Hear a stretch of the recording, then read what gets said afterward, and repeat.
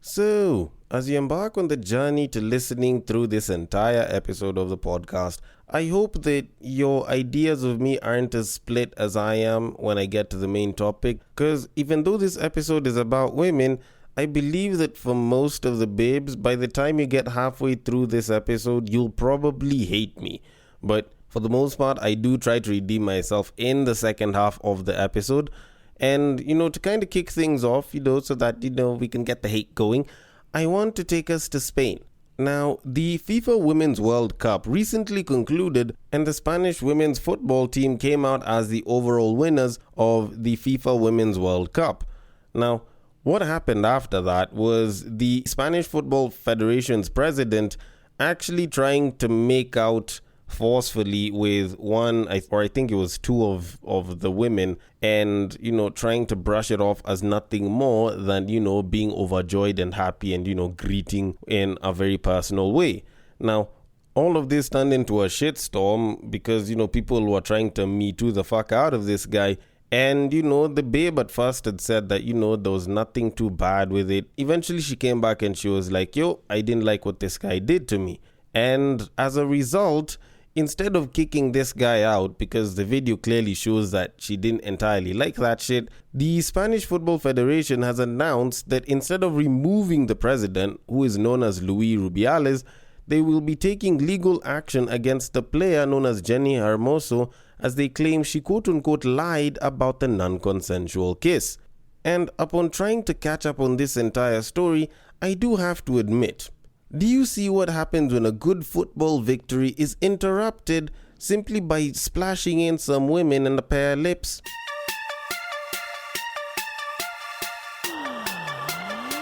Get ready for the battle of the sexes.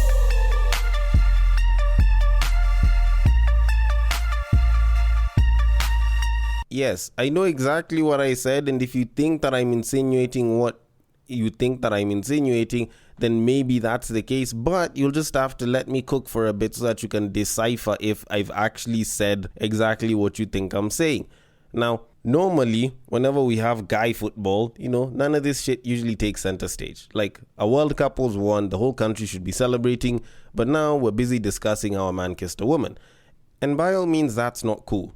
Although I will admit that whatever it is that I was saying about, throwing in women in a pair of lips and how all that goes haywire, like, all of that was for banter, and I was just doing that for the fun because I actually did watch the video of it happening and it actually wasn't nice. And yes, I know, probably making the insinuation that, good football was ruined because you threw in some women in a pair of lips was probably not the best thing to do. But it sounded a hell of a lot funnier than talking about how a horny guy chose to use his lips to not talk about balls, but to rather make out with a woman unconsensually. And she hadn't even puckered up yet. And the worst part about it is, it's the babe that's gonna be blamed for this shit? What, because she lied about it, apparently? Like, I don't know. It just seems a little bit weird. And then on top of that, I watch a video a little later on after I saw this story of this supposed Football Federation president getting onto a press conference and saying that he won't resign because of the matter. And apparently there were some dudes that were clapping for him. That was a very, very weird situation to watch, especially after watching the video of him doing it. But fortunately enough, FIFA decided to step in, since clearly the Spanish guys weren't doing shit, and they decided to suspend him. So the people who care about balls actually do care about women. And guess what? They're mostly all men. So if anything, it does show that the men do care about the women. Kind of the same way I care about women on this podcast, but y'all won't find out about it, not unless if I start in a much better way by saying, welcome to Breaktime on West Side, your number one breakdown podcast, coming to you from Nairobi, Kenya. The man on the mic is a man with balls, obviously enough. And he does not want you getting to a woman with your lips, not unless if it's consensual. He's a man who once believed bukkake was a Japanese form of martial arts. It is none other than your tall, dark, and mildly handsome man, Sir Denver B. The show is actually going to be revolving around women, and to be quite honest, I'm a little bit worried because it's like every single story I have here puts women smack dab in the center. And yes, I know that's what made for the whole topic thing when I started at the beginning, but there's a way that it's all coming out, And it's like I'm trying to defend them, but at the same time, it's like there's not that much to defend here because, I also have to defend the dudes too a little bit because I am dude first. But hey, we have an entire episode, and at some point you will be on my side or against me, and that's something that I really can't control. But for you to get to the point where you at least feel like you're more on my side than against it, I do need to get to the main topic. But before I do that, we need to go to people that like to talk about the Bible. Pastors. That's exactly what I'm talking about. Now, pastors of late have been doing this thing where they preach prosperity gospel, or they pretty much create content around a social issue and use the Bible to justify it in that particular order. They find something they want to talk about, they look for a bunch of verses in the Bible, and they use it to justify. They don't use the Bible to talk about now stuff that happens and try to make sense of the world using the Bible. Nah, it's the other way around, And our best culprit in this is a man known as Devon Franklin. Now, Devon Franklin is a pastor in the US of A, and he did a sermon where he was busy talking about women and women empowerment and how they are not incomplete people because they're not in a relationship. Now, I do want to give the full beans on what I thought about this and how I found this to be particularly dumb. But for me to give my opinion on this, I want to at least make sure that you guys understand what was being said. So, without further ado... This is really interesting. In verse 22, this is the creation of the woman, Eve. But you don't hear Eve coming into the earth saying, "Where's my man?" Huh? Am I reading it right? It says the man said. Eve came into the earth. Watch this. Adam was the one who was broken. Eve came into the earth whole. She had both ribs. Society wants women to believe you're broken if you're not with somebody. But God says the woman came into the earth complete, not seeking or needing anyone or anything. I don't know who I'm talking to today, but you got to stand in your power. You are one of one. There's nothing wrong with you if you're not with somebody. You as a woman are complete. You're whole. And I gotta say it because I'm tired of us supporting a culture that tries to make women think there's something wrong with them if they're not married. It's just not true.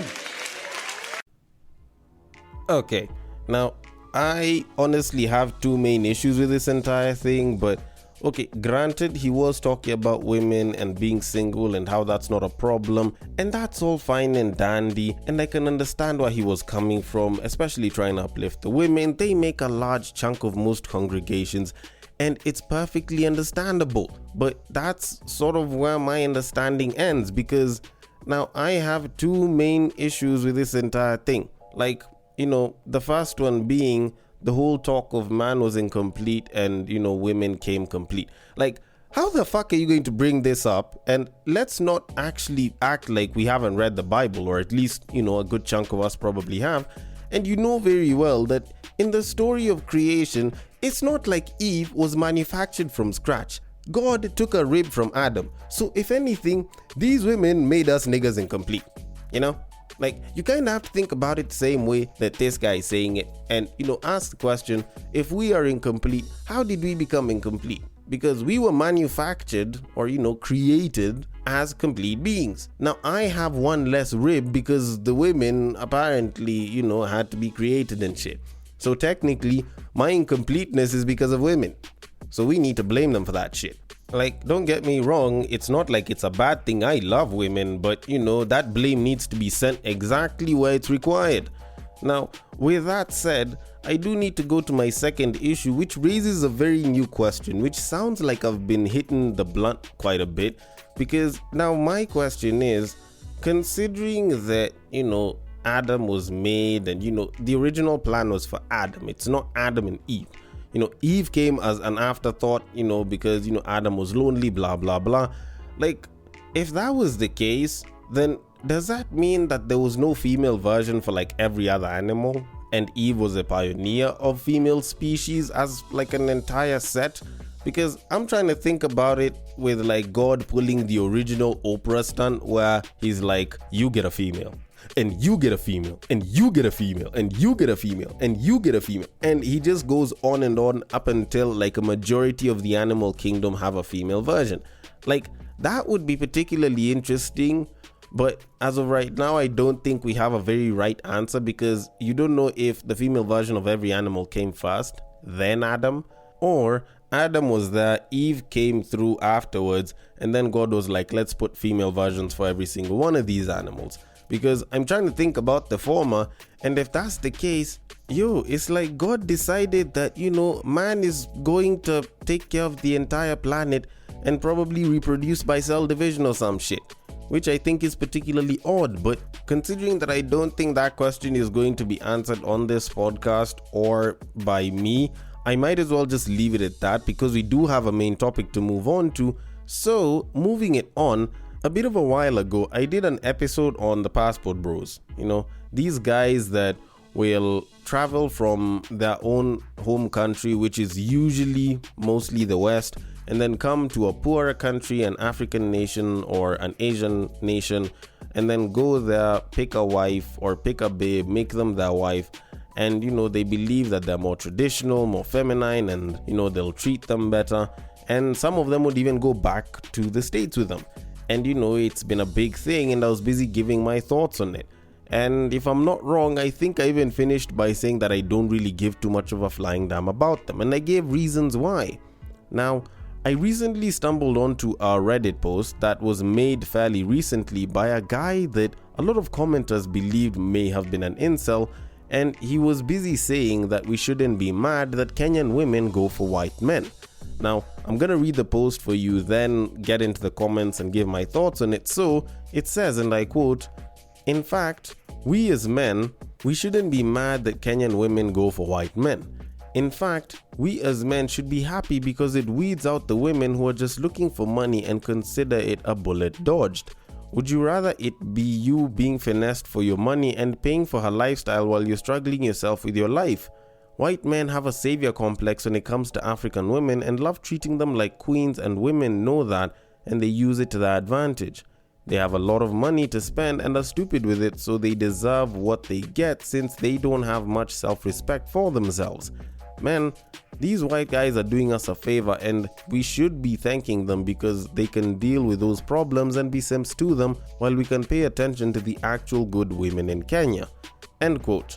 Now, this particular post actually garnered quite a bit of reception by Kenyans because it was on the Kenyan subreddit, and quite a number of people commented. And for a fact, I can tell you that most people actually felt that this was very negative and it was emotionally driven, and the guy just seemed like he had something against babes and white guys, or should I say, had something against white guys actually getting Kenyan babes. And one of the people who commented really went off, and they said, and I quote, "Maybe you're just poor and are feeling bad the women are not choosing you. Why do you think all white men have money? You sound quite backward in your thinking. I don't believe that all women who go for a white person are after money. The world is becoming more interconnected and breaking cultural barriers. Women are allowed to like whoever they like. Men like big asses and superficial things as well, and women have every right to have their own individual preferences. As a matter of fact, most white people who are coming to Kenya now are running away from the high cost of living in their own countries. They aren't as rich as you think they are. Women also go for Kenyans with money, and you still end up calling them all kinds of names as well. I do not think that this is a race issue." End quote. Now, that one was actually particularly well written. Other people just were straight up calling him an incel, and, they were busy talking about how this guy just sounds bitter. And to be very honest, granted, with the way the guy was talking, it does sound like the guy is particularly bitter, or was particularly bitter, because it's like the guy was so bitter that Kenyan babes are settling for white guys, or at least are getting white guys, and it sucked for him because probably he wanted them. And then all of a sudden he's like, or maybe I can turn this into my favor. And then he turns around and he's like, you know what, you guys can take our babes, or at least you guys can go for our babes, because the ones that you'll pull are usually bottom of the barrel. And since you guys seem to be pretty good at being Captain Save-A-Hoe, you guys can get bottom of the barrel. We'll just get the top level shit. And to be honest, actually, when I think about this is not entirely accurate. Like, people can sometimes think that this is the case, but that's not always true. And I will kind of get into why. But to be quite honest, when I read this entire thing, I was actually split in between, because on one side, I sort of was with the guy and I was saying that he was potentially right. But at the very same time, I can see exactly why this guy is so wrong in his thinking and even the way he's looking at the entire thing. And I'll even start with why he was supposedly right, or why I think he at least had a couple of right points. Now, if you listen to the Passport Bros episode that I did, and I'll see if I can actually remember after editing to even add the link on this episode's description. When I did that episode, I was actually talking about a lot of the things that happen in the name of guys becoming Passport Bros. Now, ideally, the whole Passport Bros thing is assumed to be a black man thing, but white guys have been doing it for probably far longer. And for most of them, it's based off of this thought process that women in the West are more masculine, or women in Africa and the East, more so the poorer countries, if I can put it like that, are more feminine and they will treat you better. And they usually end up rushing to certain places to go and try and get a wife from there. And this belief system might have garnered some people, or at least some lucky guys from the West or from other countries, a good chance at, a more feminine, nice, humble, caring babe.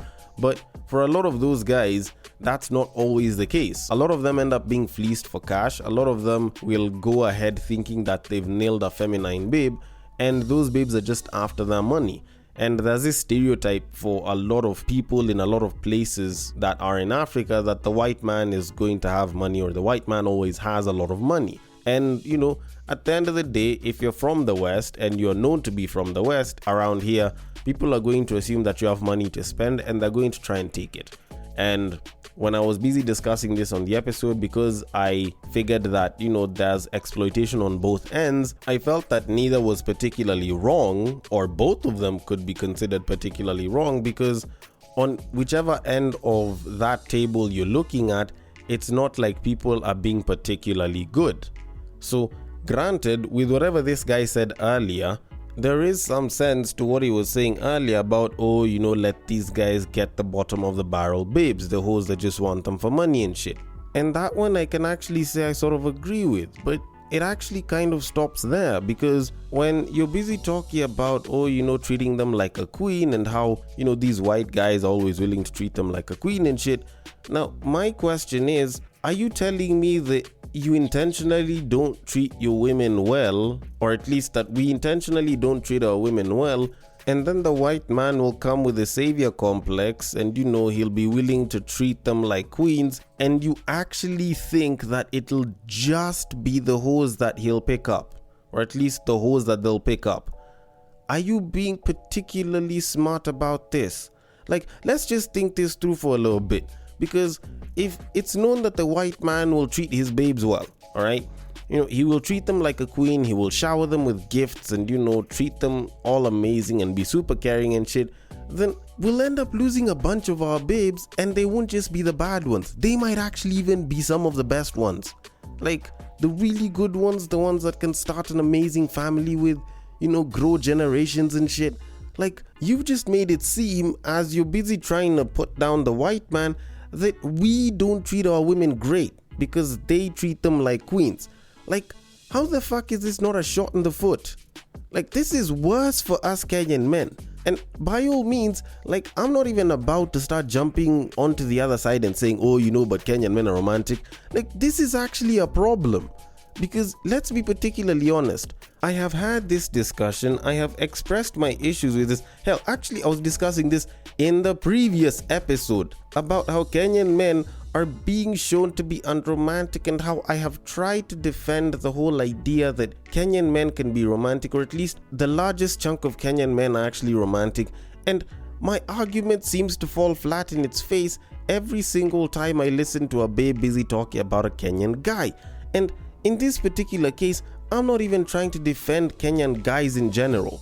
Like, we've been classified as an unromantic bunch by our own women, and it's not like we're doing anything to change that. So, granted, if these guys are gonna come and pick them up, then they'll pick them up because we didn't care enough about our Kenyan women, or we didn't care enough to try and be romantic as Kenyan men, and these men are not only going to try and do that, but they're willing to fulfill the fantasy of being the romantic Prince Charming to these women.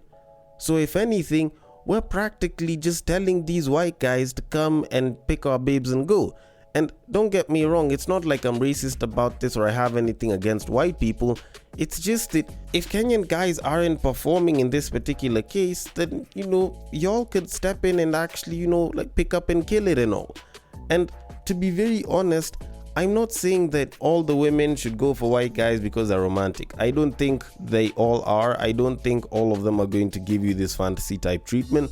But if some of them are willing to do that, and your Kenyan brothers aren't doing anything to make you feel special or to feel at least cared for, then by all means, it's not like I'm gonna stop you.